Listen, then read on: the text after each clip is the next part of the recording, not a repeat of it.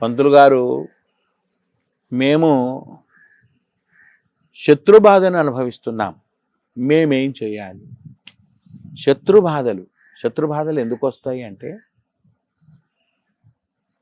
రాజకీయంలో ఉండే వాళ్ళకి ఎక్కువ మట్టుకు శత్రుబాధలు వస్తాయి, ధనం ఎక్కువగా ఉండే వాళ్ళకు శత్రుబాధలు వస్తాయి, తెలియకుండా తప్పు చేసే వాళ్లకు శత్రుబాధలు వస్తాయి.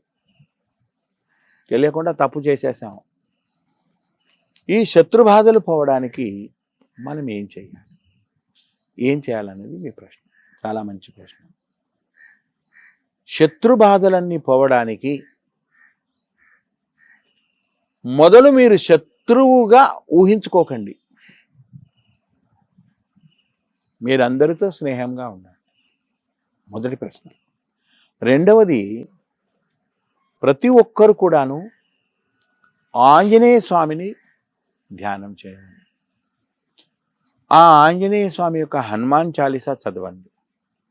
లేదా ఆంజనేయ స్వామికి సింధూరం వేయించి 108 తమలపాకుల యొక్క దండను వేయండి.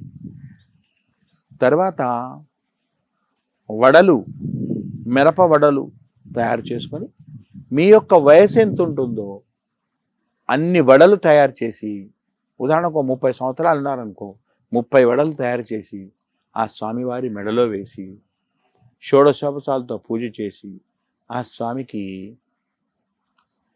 ఎన్ని పూజలు చేసినా ఆయన రామభక్తుడు, రామనామము స్మరించాలి. శ్రీరామ రామ రామేతి రమే రామే మనోరమే సహస్రనామ తత్తుల్యం రామనామ వరాననే. ఈ మంత్రాన్ని చదవండి. పంతులు గారు, ఆ మంత్రం రాదు అంటే శ్రీరామ జయ రామ జయ జయ రామ, శ్రీరామ జయ రామ జయ జయ రామ, ఈ మంత్రాన్ని చదవండి. మీకు శత్రుపీడ పోతుంది, భూత ప్రేత పిశాచ పీడ కూడా పోతుంది.